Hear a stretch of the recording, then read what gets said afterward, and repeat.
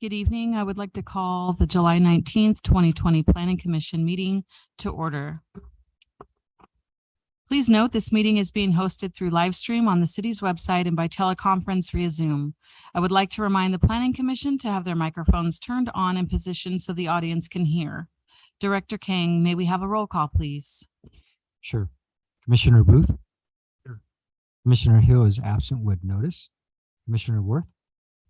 Here. Vice Chair Beamsturfer? Here. And Chair Lemke? Present. Vice Chair Beamsturfer, would you please do the honor of invocation and flag salute? Yes.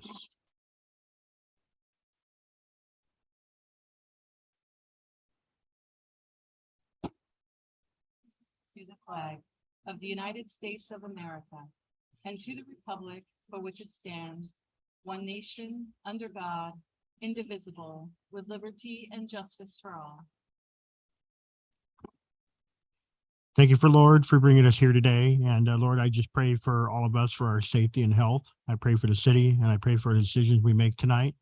And we just pray for Commissioner Hill as he's not present with us, as you heal him. And in your name we pray. Amen.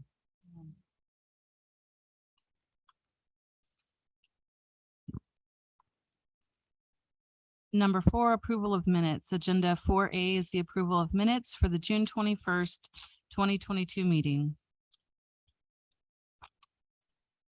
I move to approve the minutes of the Planning Commission, June 21st, 2022. Second.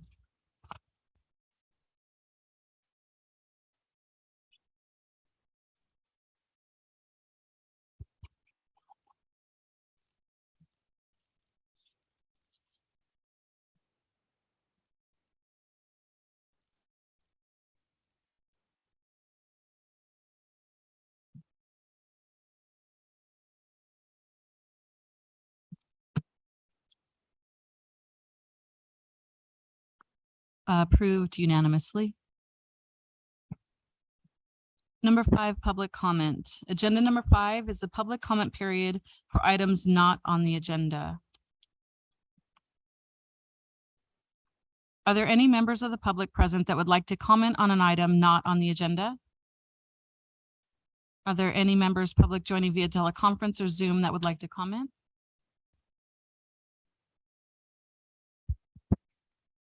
Ms. Karen Hansen, go ahead.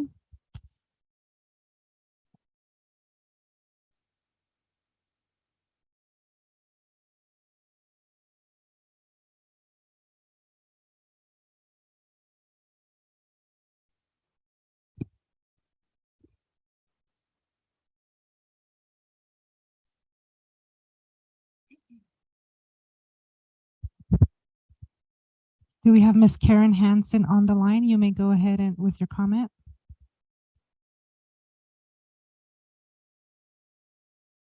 Can you hear me? Hello? We can hear you. Okay, I'm with the Sierra Club and I'm here to talk about new housing developments that many of them have changed to drought tolerant landscape for the front yard and backyard, but they're using non-native plants, which doesn't do our native creatures any good. They can't use them for food or anything. And I would like you to take a look at the guidelines and just simply change over to native plants. We have a guide we can send you that gives you all the information. But we want to try and save the butterflies, the bees, and the birds that have existed here for millions of years, basically. And that's why I'm here. And I believe it's the planning department that is in charge of the guidelines. Thank you very much. Is there anyone else via Zoom that would like to comment? I don't have anyone raising their hand and I do not have any e-comments. Very much.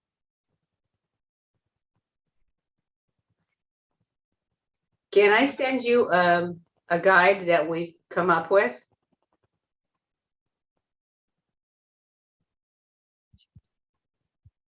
I can just email it to you. Yes, ma'am, you can email it.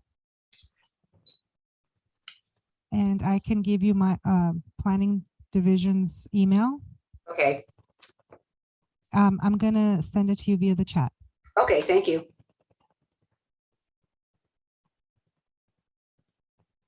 Thanks again. Number item 6A for site development review 21-19 and model home marketing complex 21-005 for DR Horton and Tres Cerritos West. Good evening, Madam Chair Lemke, members of the Planning Commission and the community. I'm Monique Alanis Flater. This is a site development review and model home complex on behalf of DR Horton. At the last Planning Commission meeting, it was requested to continue this item to this evening to allow the applicant time to review the conditions of approval. As of yesterday, we received a letter with some clarifications and questions about the conditions of approval that would necessitate additional discussions with the applicant. The applicant has provided us a letter requesting continuance, and we did clarify a continuance to the Planning Commission meeting of August 16th. This concludes my presentation.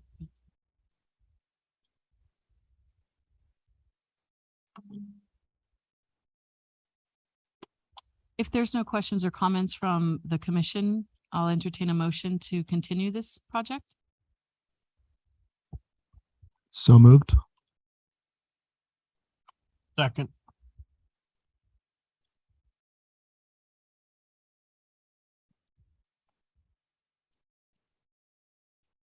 Passes unanimously.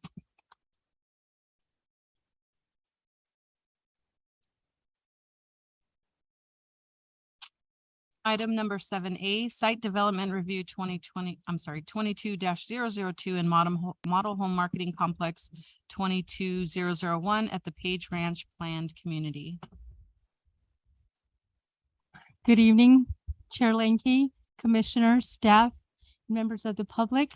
I'm going to be presenting Site Development Review 22-002 and Model Home Complex 22-001. And the applicant is Kennedy Lewis. That was the owner. The applicant is Lennar Homes of California. And the location is the southwest corner of Fisher Street and Mustang Way. And this is approximately 36 gross acres.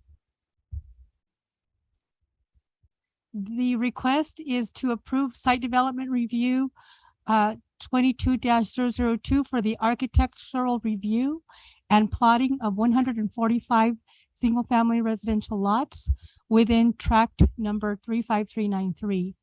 In addition, the applicant is requesting approval of a model home complex on lots 91, 92, and 93, and a temporary parking lot on lot 90 in the same tract 35393 within Page Ranch Planned Community. The zoning here shows that this is the PCD, Planned Community Development. The general plan shows this as low density residential. Here is an aerial view of the site. This is Mustang Way, Warren, here's Fisher, here's Poplar, and the red is the project location. Here we see that Lennar is proposing 4 different floor plans. The first one is 1,940 square feet and it's single story in Spanish, cottage, and traditional. The second plan is 2,710 square feet, and these are 2-story in the same architectural themes. Plan 3, 2,880. And this is shown with the third bay option. And plan 4, 3,160 square feet, 2-story. The plans 1 through 4, plan number 1 includes 3-bedroom, 2-bath. Plan 2, 4-bedroom, 3-bath with a bonus room or 5th bedroom.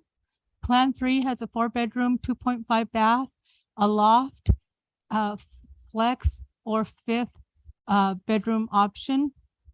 And number 4 has 3-bedroom, 3.5 baths, an office or a multi-gen suite.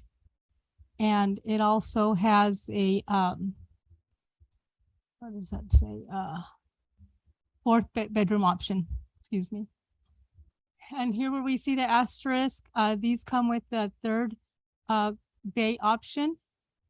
And this model has a tandem 3rd car option, and all these homes come with the drop box for delivery. We also see the floor plans here, and we also see the percentage of floor plans 1, 2, 3, and 4. The 145 lots all meet the development standards, and the requirements are listed here, and the proposed are also listed on the table. And there's a map to show you the phasing of the construction. Here we have just the plotting. The red dots here indicate that these are enhanced elevations. Enhanced elevations are usually facing a street, and they could be the rear of the home or the side. And these enhanced elevations are enhancements to the windows, like shutters or other architectural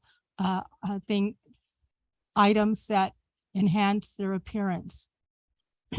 This is what we also check when we're making sure that the plotting meets setbacks and for the front and sides and rear, and also lot coverage. And this is just a continuance of the plotting. This is a front yard typical landscaping, just to show the way they are going to be landscaped. They are using drought tolerant, no turf, mulch, and drip irrigation. The fence detail shows that the perimeters near streets have block wall. The returns are block. The interior rear and side are vinyl, and the gates are vinyl.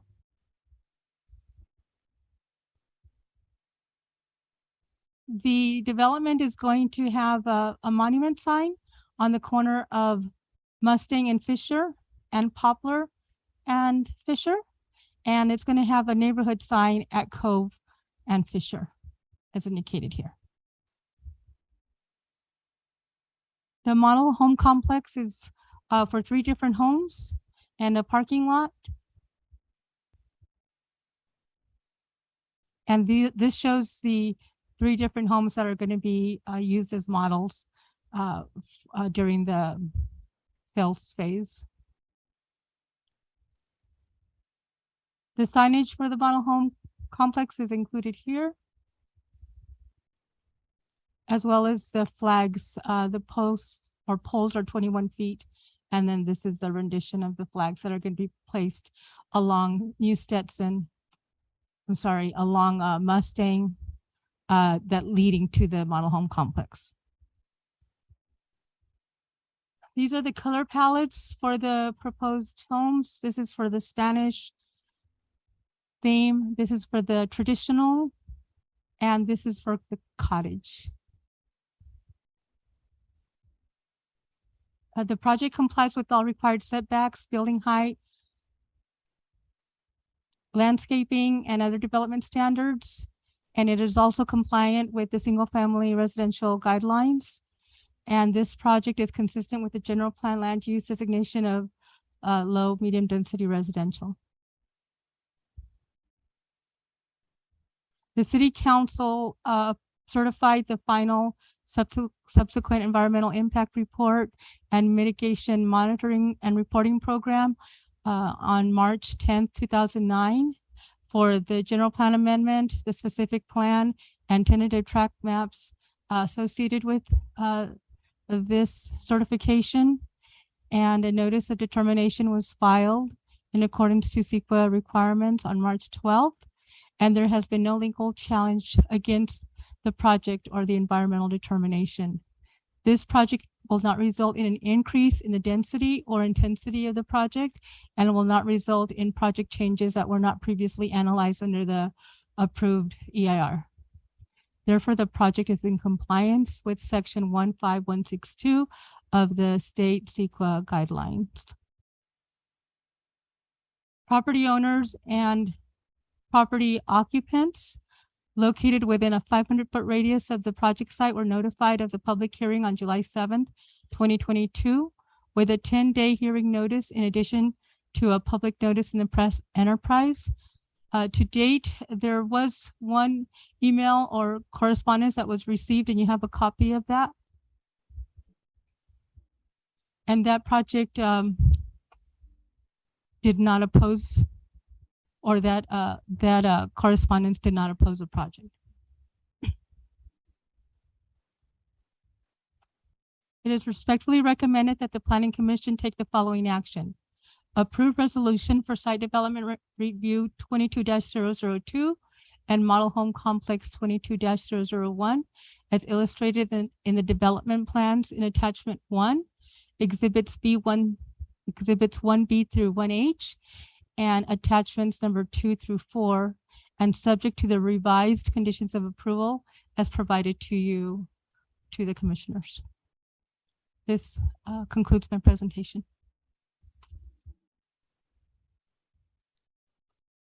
You would like me to read the memo? Yes, if you could read the conditions into the record. Sure.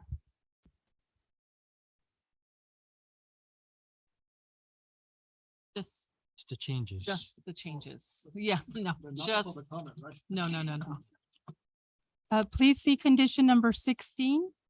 Condition 16 has been revised to clarify which elevations shall be enhanced with shutters or other enhancements.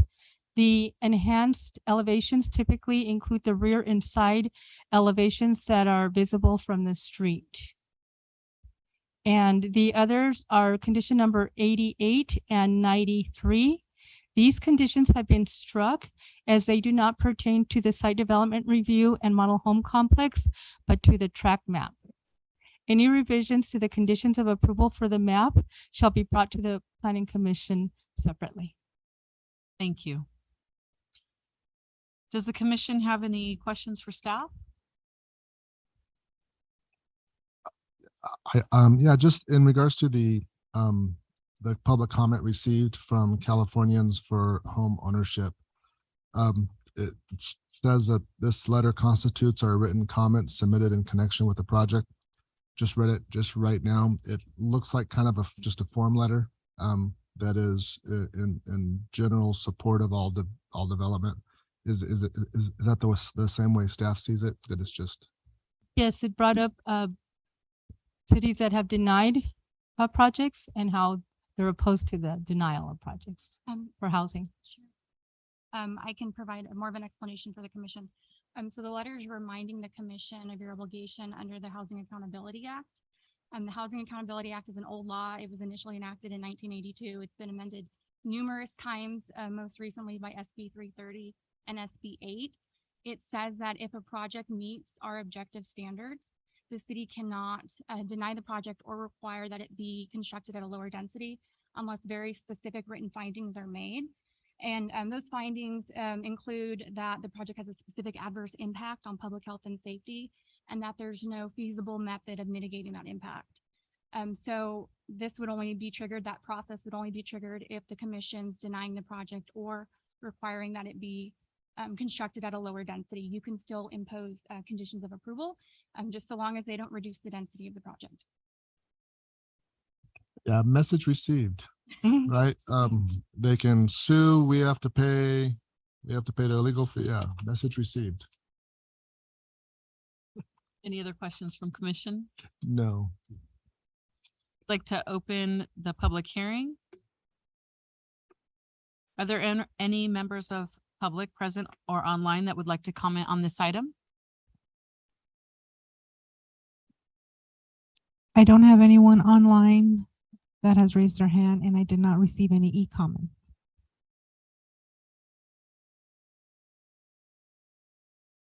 Oh, sorry. Okay, excellent, thank you. With that, we can close the public hearing. No? No, she said no. Yeah, that's the applicant. I thought it was someone speaking. We're good. Everybody's good. We're on track. We're good. We're good. Getting better. 2 in a row. Let's go. Let's go. Sleeper pretty quick. Can I ask for a motion? Sure, I'll make a motion that we approve resolution for site development review 22-002 Colt Ridge and Associated Model Home Marketing Complex 22-001.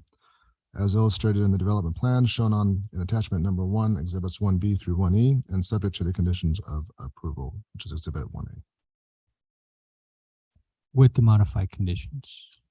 With modified conditions as read into the record. Thank you. I second that.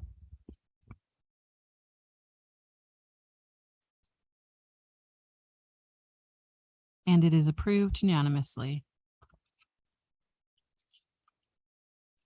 All right, public comment worked. Item 8A for zoning code amendment and amendment to chapter 14 for the establishment of emergency sleeping cabins at Valley Restart Shelter.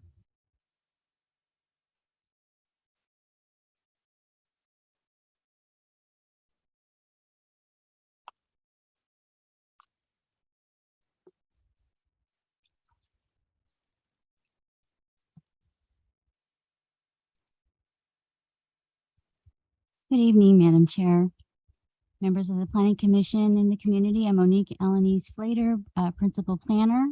Tonight's presentation work study is to discuss a recently adopted interim urgency ordinance for temporary emergency shelters at the Valley Restart Center. This aligns with the Council's strategic goals of quality of life and to explore and implement homeless solutions for the city.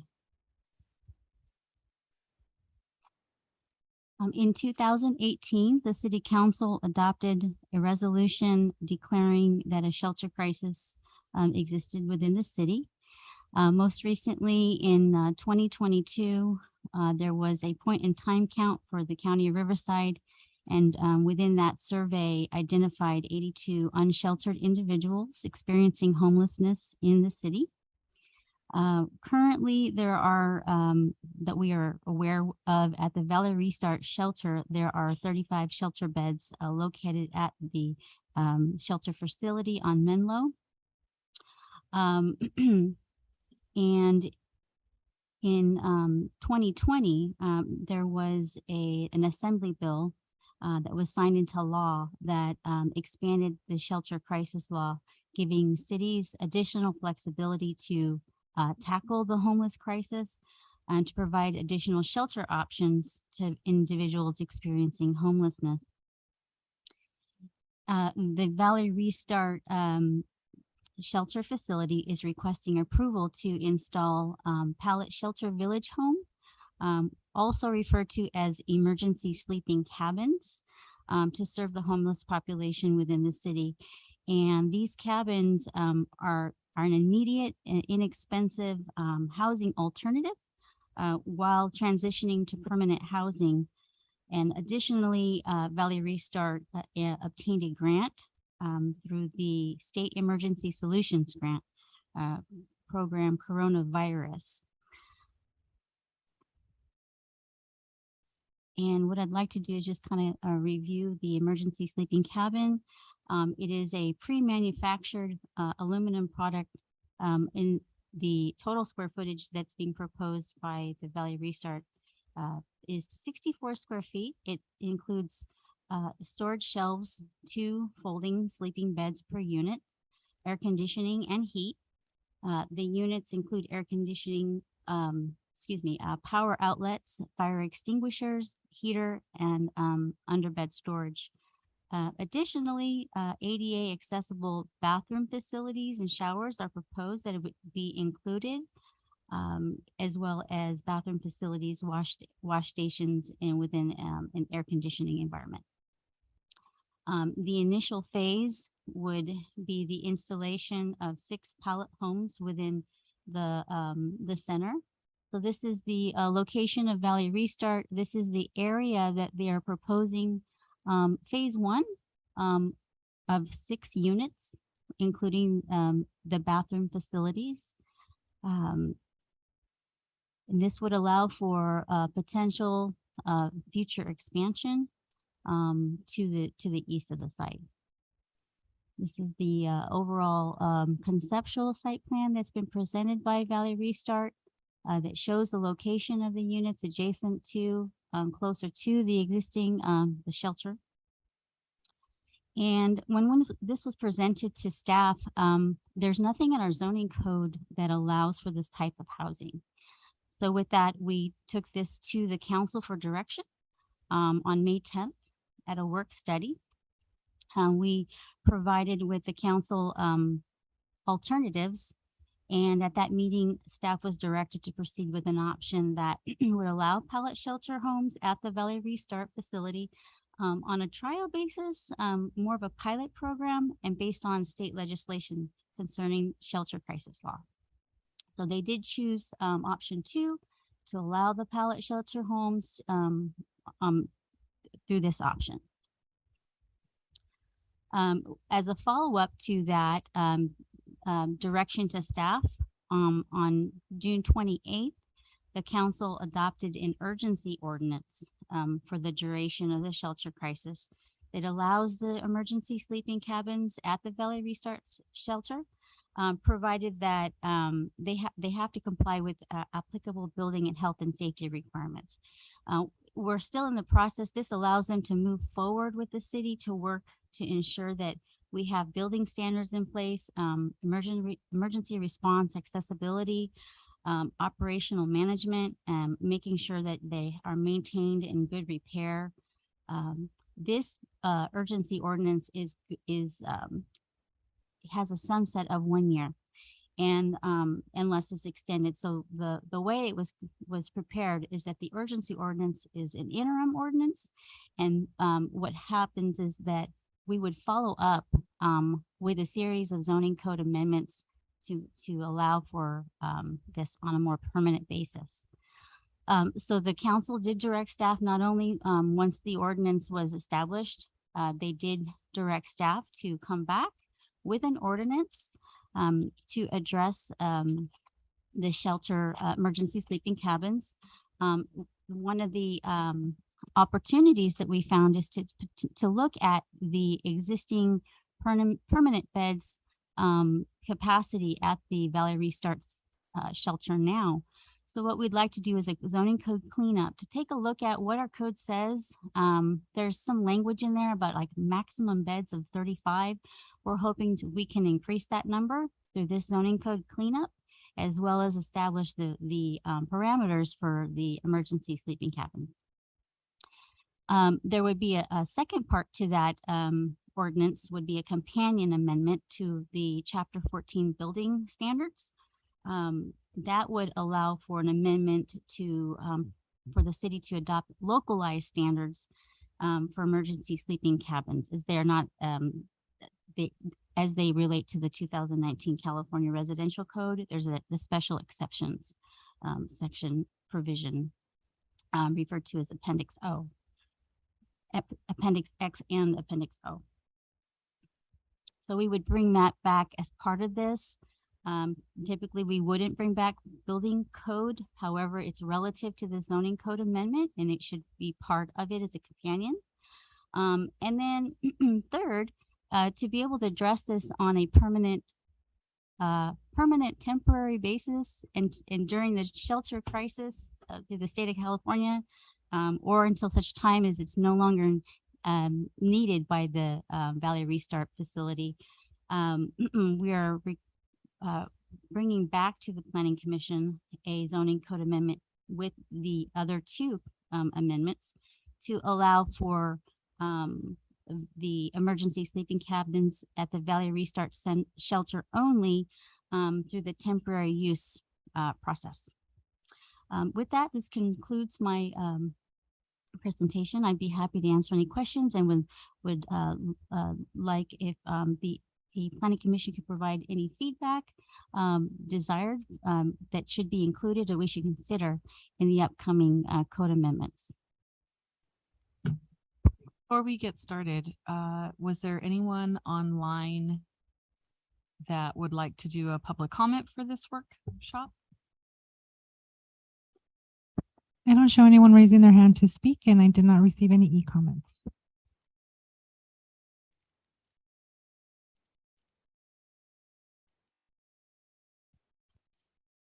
Thank you for that. Couple questions. Does the, this is a pilot / temporary / permanent till the housing crisis is over, which more permanent than temporary. How is there was a bullet, you said monitoring the pilot program. Is there, who's doing that? What does that look like? What does success versus failure look like? I mean, is there an opportunity for public input in regards to how well the pilot project is working along the way? Could you kind of elaborate on that part of it? Yes, so the intent of coming back with the zoning code amendment would allow for public review and of the process.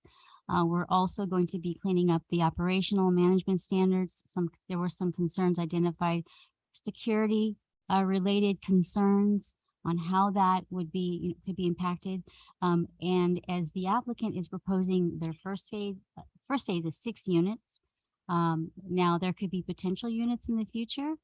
This is our opportunity to see the progress and allowing them now and to be able to monitor and moving forward if there's some changes that need to be modified based off the progress and success of the pilot program. So the pilot program is about these particular pallet homes, these temporary homes being placed, and then we're making adjustments to ordinances as necessary to facilitate that, and from a public safety perspective and everything else. But what's the at what point? So we're going to start off with 6. That's the pilot program. What's the benchmarks or criteria that says before we say, yeah, move forward with a whole bunch of these? How do we kind of come back and get, making changes to the code and everything is going to facilitate allowing the pilot program to go forward. But what's the next step? How do we get from pilot to, yeah, go ahead and expand to 30, 40, 50, whatever the number is of these homes? We can certainly craft conditions or criteria in the ordinance to specify through the temporary use permit process or through this process, phase 1. We could also, any future might be brought back or reviewed we could review through the temporary use permit process, or if the planning commission would like to be advised of that prior to moving forward with future phases, we can include criteria that captures that and embodies the intent of what we're trying to achieve. I think that would be great. I mean, typically you do a pilot project, you test variables, you see what works, and then you have a report, and that report comes back to whoever, so that would be one of my comments, is that if we can establish a definition of what is success, what's the criteria for that success, and make sure that comes back to a public hearing prior to making that a permanent program. And then on that point,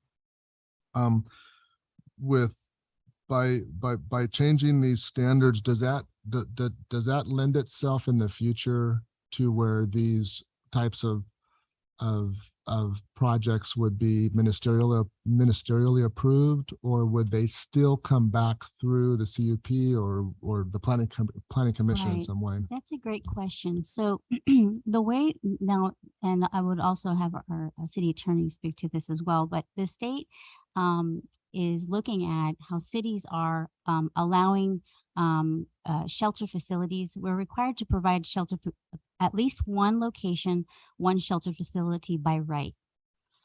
So the Valley Restart Center or shelter is our one facility in our city that's by right. Any other shelter facilities that wanted to come into the city would be, may be required to have additional review.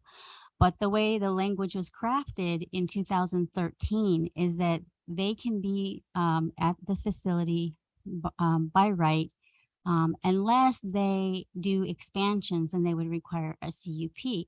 However, that's counter to the new legislation.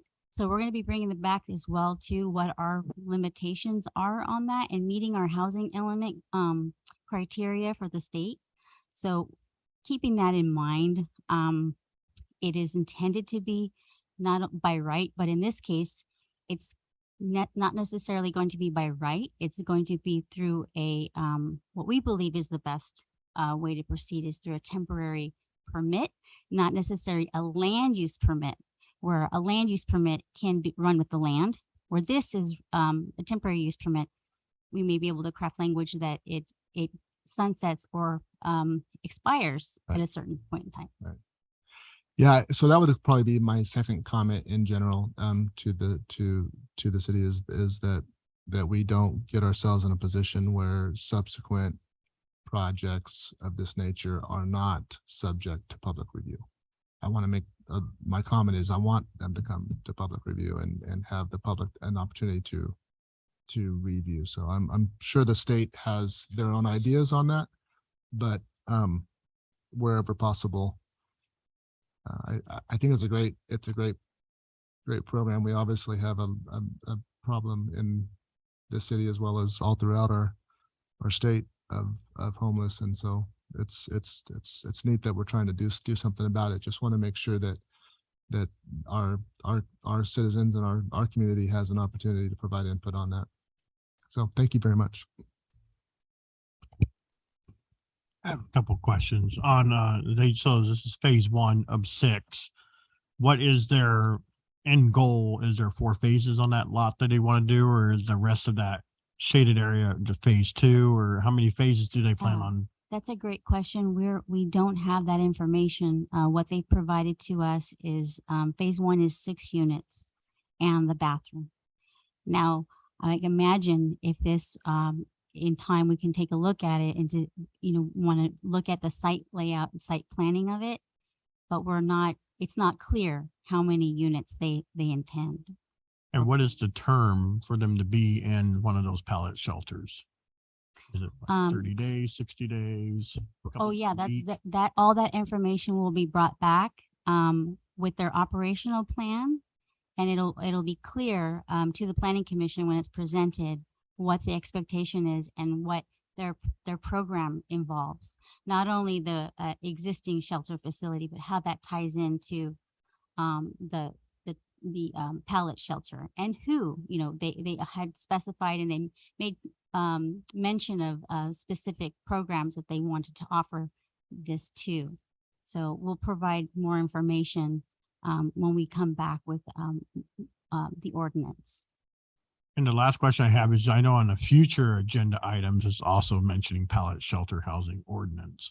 So is there other organizations that are in the books that might be coming in here doing the same thing, or what is? No, yeah, no, I apologize. That's just a future, just to let the commission know that the ordinance itself will be coming back to you.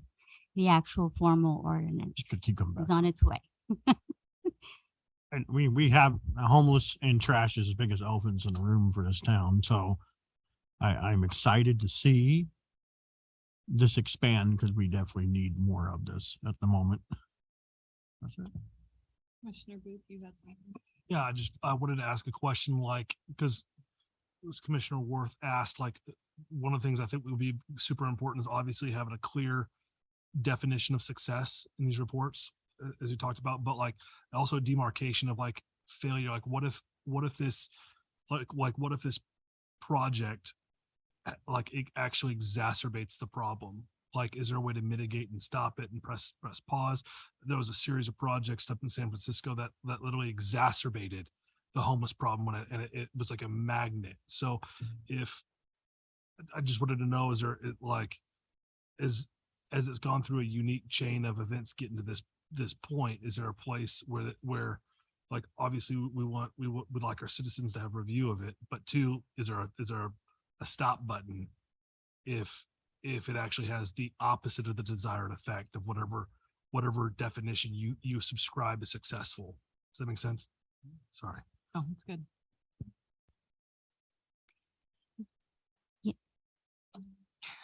Well, there isn't exactly a stop measure per se, but there is a physical restrictions such as the land area, placement, funding source. Those will be the typical areas that can expand further due to the aspects of physical location or funding source. The Valley Restart is getting grant from the state to do this program. It's not coming out of their normal budgeting source. So they would have to have some unique funding source in order to continue this progress. The 6 units are small, 64 square feet each. And with that, they're spending their entire funding source to get those 6 units. So it's not a cheap measure, or well, we would say it's not as affordable as we would think. Those units are expensive. There's a cost associated with it. So those will have a actual cost limitations on how they can expand further. Having said that, we would have to work with Valley Restart closely to see what and who occupies those units, the number of days that they occupy, and are they successful in moving them forward to a permanent housing structure, or are they just coming in for a short period and going back out and coming back in again? So those are the points that we need to discuss with Valley Restart to make sure that it is being successful. And as going forward, we'll be working with them very closely and figuring out what works and what doesn't. I think I just wanted to share one thing is, so my office for the chamber is right on San Jacinto between Oakland and Menlo. So I have a lot of interaction. And I think what I'm hoping to see is that it seemed, and I don't know, but it seems like where Valley Restart is at right now is they can only help families or, guardians with children. And there's a lot of individuals that need the help, that we need to help them get off the street and get some resources. And so my hope is that we can start helping those individuals, because that's the issue I have where my office is. They're not families, they're individuals, so I'm looking forward to a resolution that's a little bit more broader than just, I'm glad that we can help, especially the babies.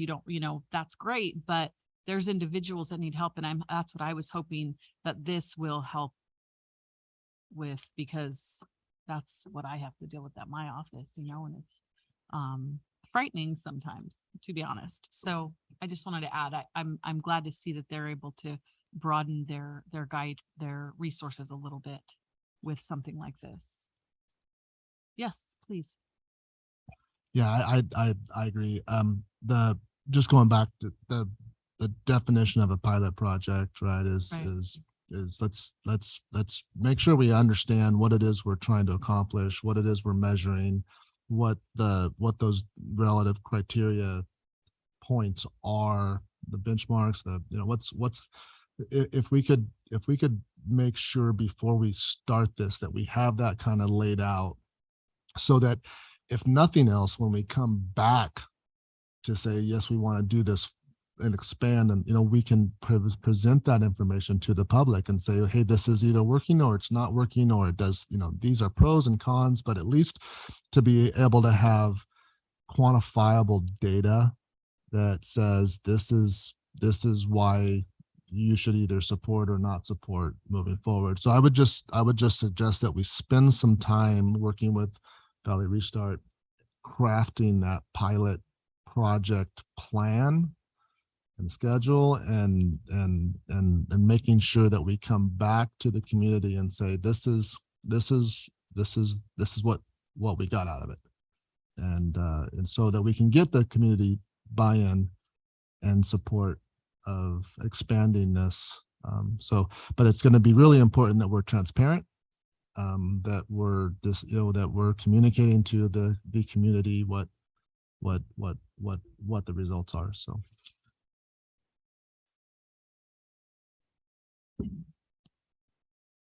Thank you.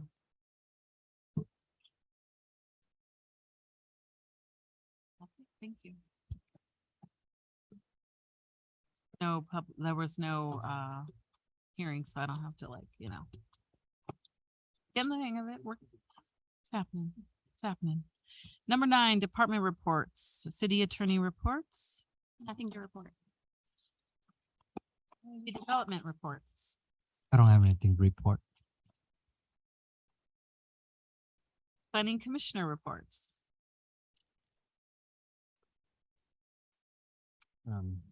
Future agenda 9C. Yes. So currently we're working on the safety element and environmental justice element update. So we will be bringing those forward to you once we have those drafted. We're working on that right now.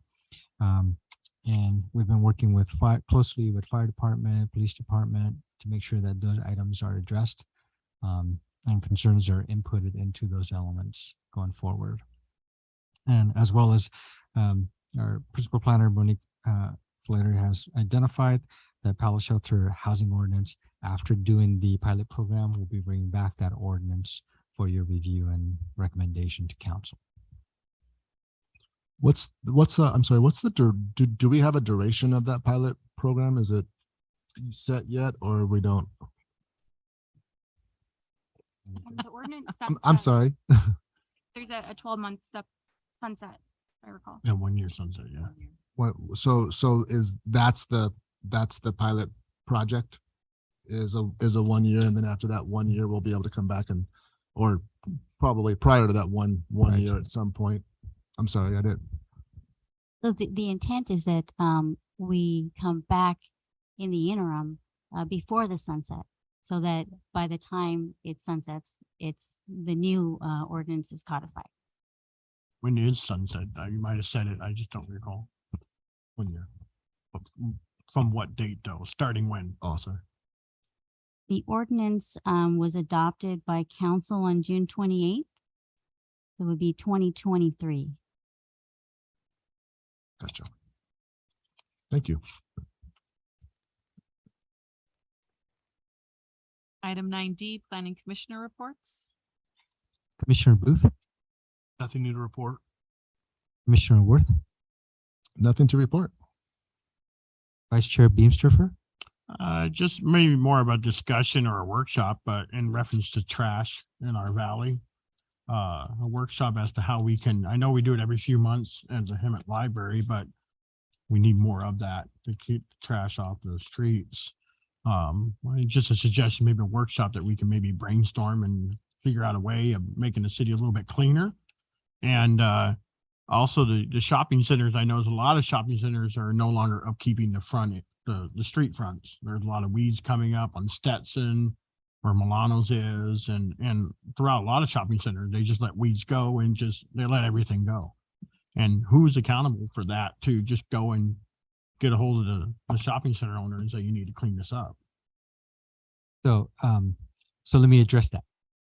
One is that we are working on 4 trash, neighborhood trash pickup or events per year. So those 4 are being done by Public Works. On top of that, our code compliance division is doing smaller neighborhood concentrated. So we had done one, I believe it was in May, that was done in the east end of town at the fire station, number 5. So those are only directed to that local smaller field. And every time we have those events, there's anywhere from, I believe we had 6 bins filled within 2 hours that we operated. So it gets filled pretty quickly. So we're doing more of those events and we're keeping them as citywide and locally placed so that everyone has an opportunity to have those cleanup days. Cause I know like in the CUPs, like all shopping centers all have the CUPs for the upkeep, and a lot of them are not upkeeping. Correct. So you mentioned weeds growing in the front lawns and stuff. So right now our code compliance is going through the all the major roadways. So State, Stetson, Sanderson, Santa Fe, and so on, to make sure that they're contacting those business owners / property owners to make sure that those areas are being upkept and improved. If their landscape is dying, they need to replace or at least improve it in a way that it's not just dirt. What we're running into right now is we're having a little bit of difficulty due to the fact that certain areas of Florida Avenue is owned by Caltrans. So we don't have the authority to approve or not approve certain plans. So we're working with Caltrans as well to figure out what we can do to assist those property owners that have their frontage along Caltrans right away. So we are working on those items. And I know the last city council meeting too as well, somebody addressed the issue with the sidewalks, how you can basically create jumps off of bicycles with them because the trees are uprooting them. And you can see them throughout. I mean, I see them. I don't see the downs, I see the ups and the uprooting. And I was told that is Caltrans and that they're going to work on notifying Caltrans, but there's a lot of spots in the valley that have that issue.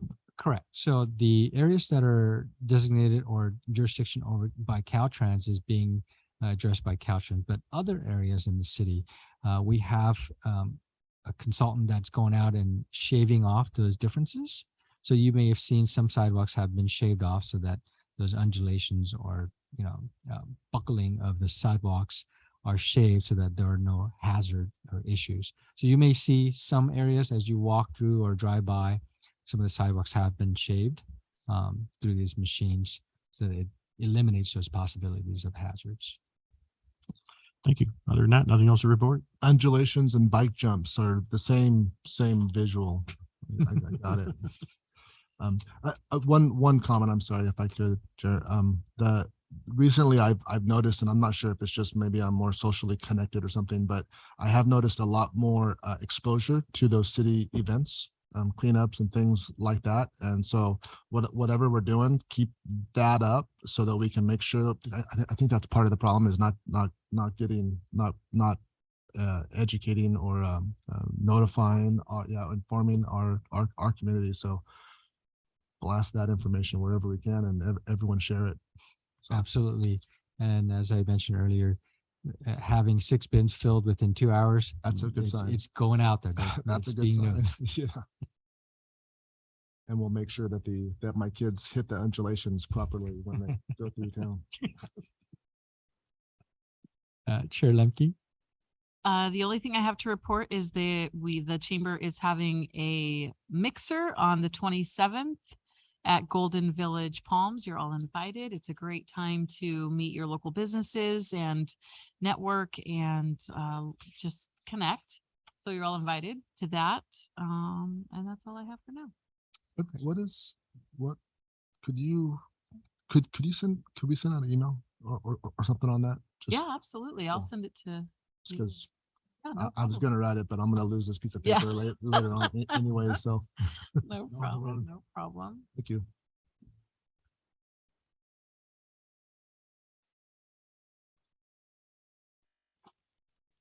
Number 10 is the adjournment. The meeting of the City of Hemet Planning Commission scheduled for August 16th at 6 p.m. to be held at the City of Hemet Council Chambers located at 450 East Latham. If there is nothing more, last chance, we will be adjourned until August 16th at 6 p.m. Thanks, guys.